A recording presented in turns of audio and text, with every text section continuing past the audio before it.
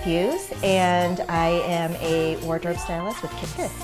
I'm Brandon Frein, and I'm a wardrobe stylist and co-owner of Kit This.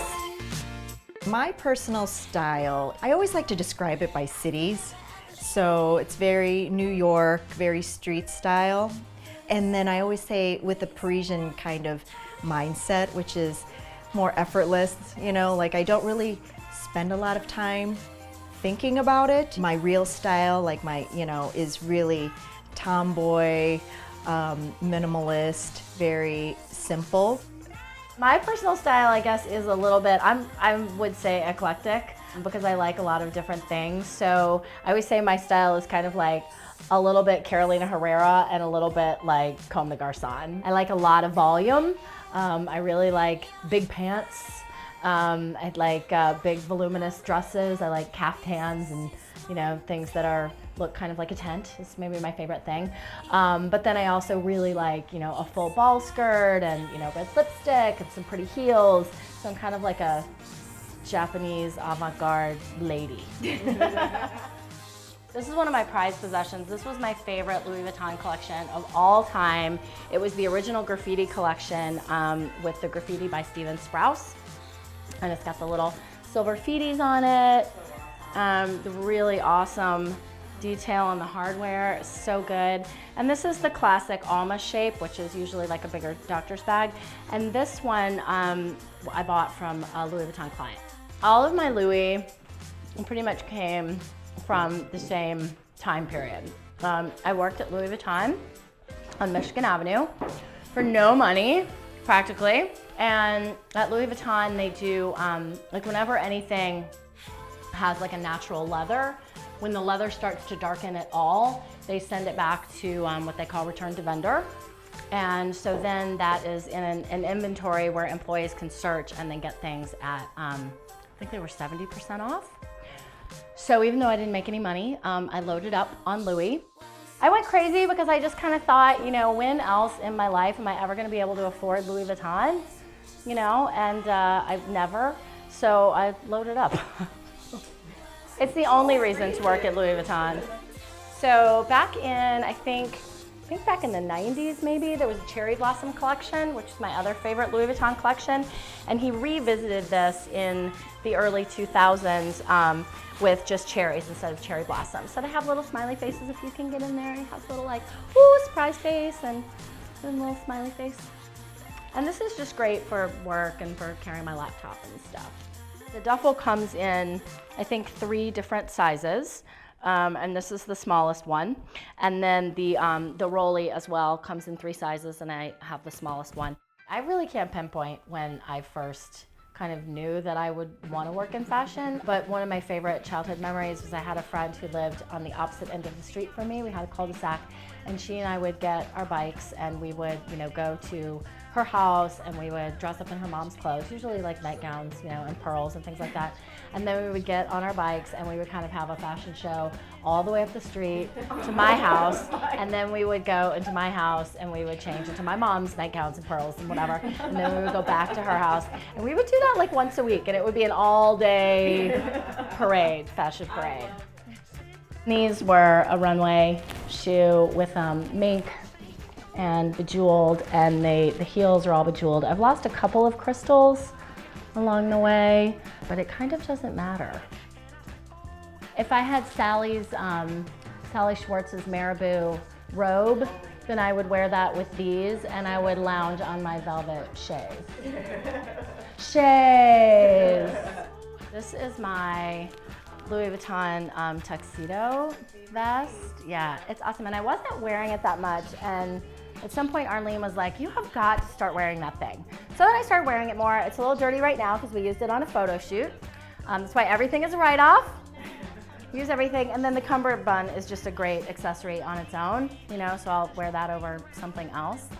I have a hat obsession, and I'm very lucky. I have a face that can wear a lot of different hats, and I do wear a lot of hats. This was one that I stalked at Randolph Market for a couple of months, and then I finally got them to come down on price, and I really like that one.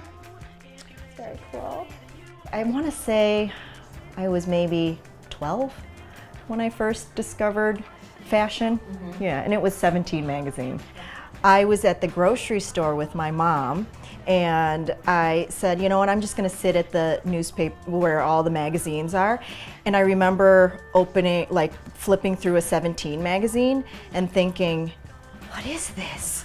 You know, I mean, and from then on, I mean, I was doing tears, doing collages ever since then, and I have been chasing that fashion bug my entire adult life.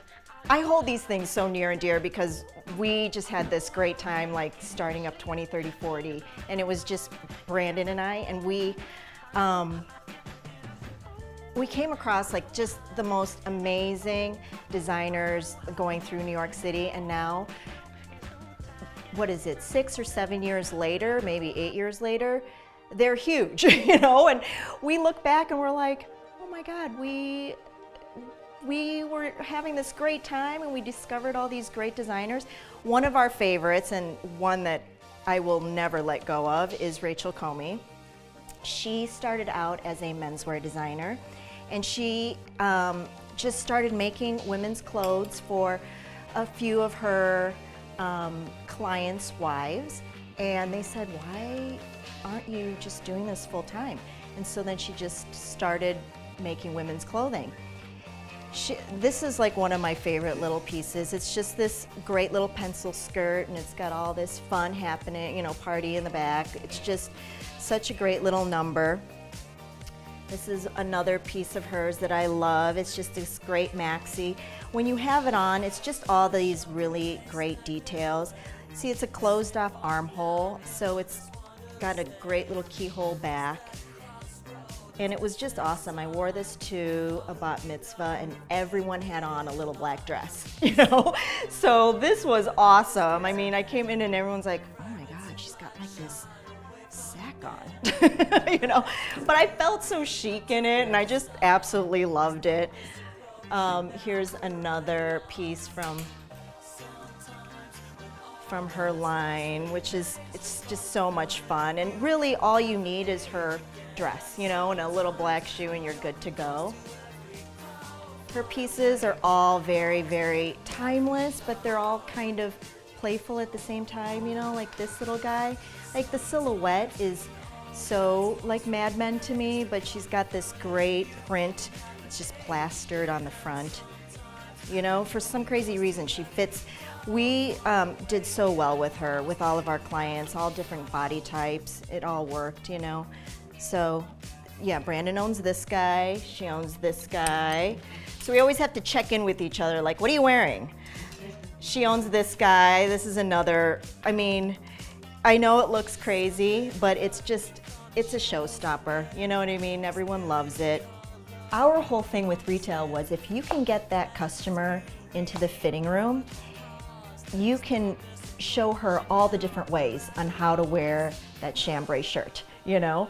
And it's sold. Yes, and then it was sold. So we were thinking, how could we do that on the web? That's how we would sell it. And so we styled every piece 3 different ways. And then once a month, we also styled it editorially. Like there's a high fashion way with that chambray shirt. And then here it is, 3 different ways for your everyday life.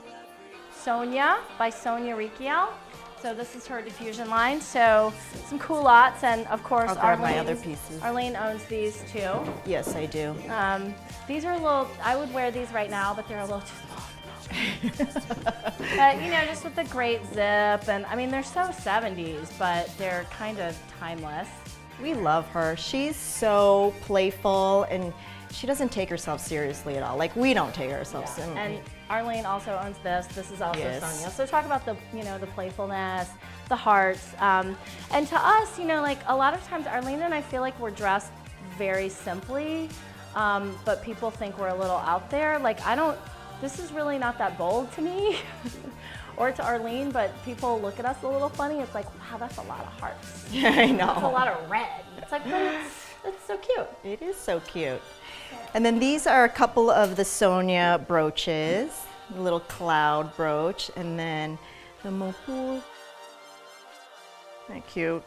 I'm much more into color, you know, because of Brandon. Like she brings out lots of different, like things that I don't even think of because I'm so, you know, so basic driven. But she does pattern on pattern, print on print, colors, you know, different, just different silhouettes, you know, that catch me. So in that way, I've grown definitely because she pulls it off confidently, like she loves it. Okay, I have to comment on that because what I get from her is confidence. Like she has given me so much confidence in my personal style, so that things that, I mean, I always have been pretty bold, but I used to question myself a lot and second guess myself, and she's given me a lot more confidence in my personal style and like just, you know, owning it and saying, I don't care what anybody else thinks, this is what I'm comfortable in, it's what I'm gonna wear.